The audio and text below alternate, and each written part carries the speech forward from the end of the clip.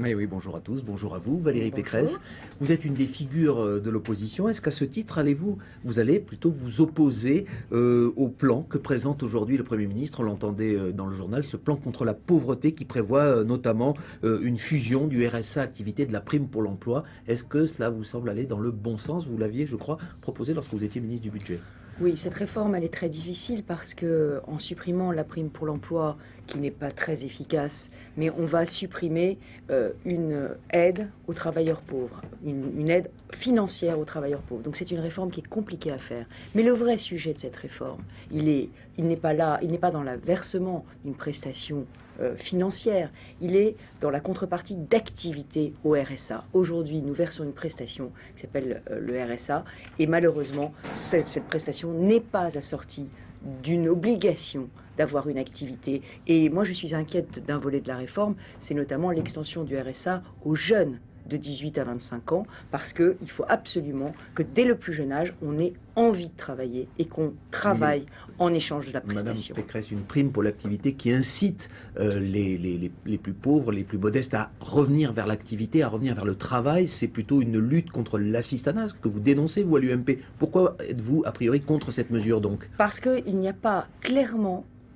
de contrepartie en termes d'activité au versement du RSA. Le RSA activité existe, c'est-à-dire si on peut garder ses prestations sociales quand on retrouve un travail, mais malheureusement, ça n'est pas suffisamment incitatif. Et on sait bien qu'au final, quand on retrouve un travail, on perd de la prestation financière. Et donc le sujet, c'est simple, si on touche le RSA, on doit donner un certain nombre d'heures de travail à la collectivité. Et c'est ça, un vrai plan de retour vers l'emploi. La loi Macron qui reviendra bientôt en deuxième lecture à l'Assemblée nationale, vous continuerez à vous y opposer alors que certains dans votre camp disent que c'est une loi qui aurait pu être présentée par l'UMP?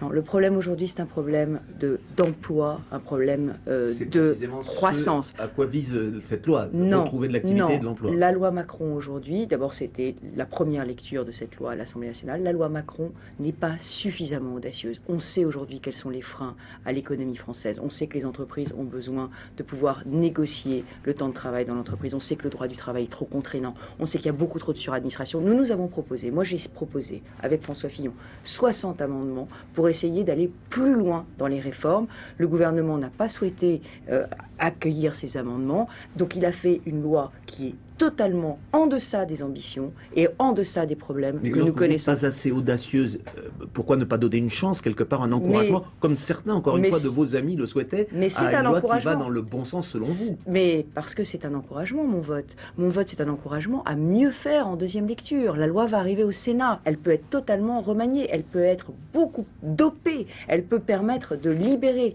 les énergies.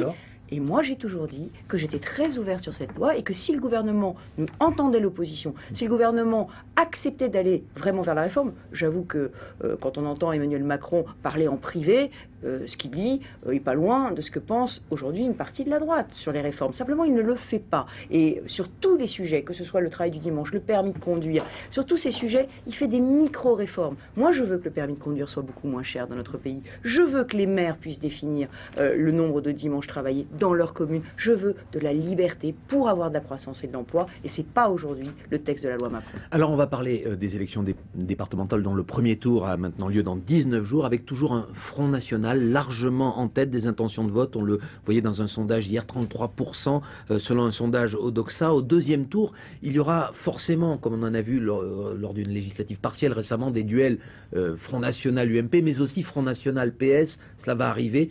Vous êtes partisane de la théorie du ni Front National, ni Parti Socialiste lorsque des électeurs de l'UMP seront confrontés à un cas pareil? D'abord, ce que je veux dire, c'est que l'UMP ne fera aucune alliance avec le Front National. Et moi, à titre personnel, je ne place pas le Front National et le Parti Socialiste au même niveau. Je combats le Front National, ce ne sont pas mes valeurs. Je combats le Parti Socialiste parce qu'il emmène le pays dans le mur. Donc, que doivent faire les électeurs lorsque ces deux partis sont opposés? D'abord, moi, je ne donne pas de consigne de vote aux électeurs. Aujourd'hui, je considère que chaque citoyen se décide en conscience et que ce n'est pas au parti politique de dire à nos concitoyens pour qui il faut voter. Mais moi, personnellement, je considère qu'aujourd'hui, on ne peut voter ni pour le Front National, qui objectivement, n'apporte aucune solution au problème. Vous avez vu qu'ils se sont félicités avec Jean-Luc Mélenchon de l'arrivée de Syriza en Grèce, et qu'aujourd'hui, maintenant que les Grecs avalent leur chapeau, se rendent compte qu'ils sont obligés de revenir sur toutes leurs promesses, on n'entend plus le Front National. Donc on voit bien que le Front National est dans la démagogie. Donc on ne peut pas voter pour le Front National qui n'a pas les solutions au problème. Et en revanche, on ne peut pas voter non plus pour le Parti Socialiste, parce que le Parti Socialiste emmène le pays dans le mur, parce qu'on est dans l'overdose fiscale, parce qu'on est aujourd'hui dans un chômage de masse.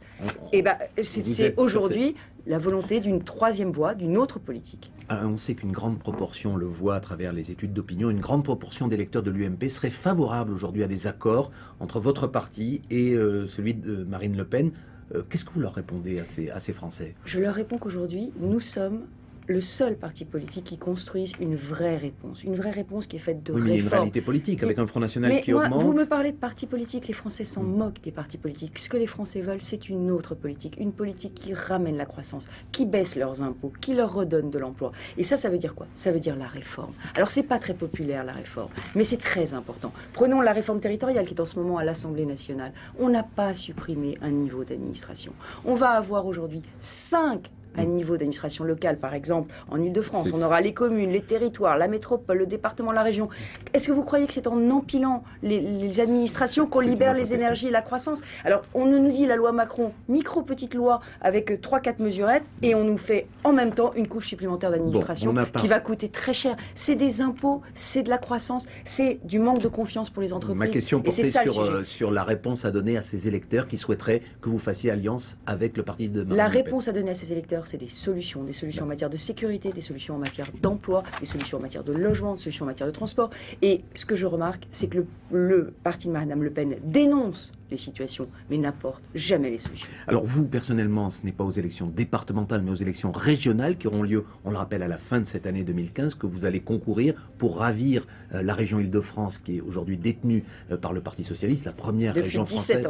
Voilà, la première région française en termes économiques. Qu'est-ce qui vous fait croire davantage en vos chances cette année, alors que vous aviez été battu en 2010 par Jean-Paul Huchon? Est-ce que c'est simplement le balancier électoral, ou est-ce que vous vous sentez davantage prête pour conquérir cette région? Très clairement, moi j'ai tiré tous les enseignements de ma défaite de 2010 et je pense que c'est important. De toutes les façons, on apprend beaucoup plus de choses dans la défaite que dans la victoire.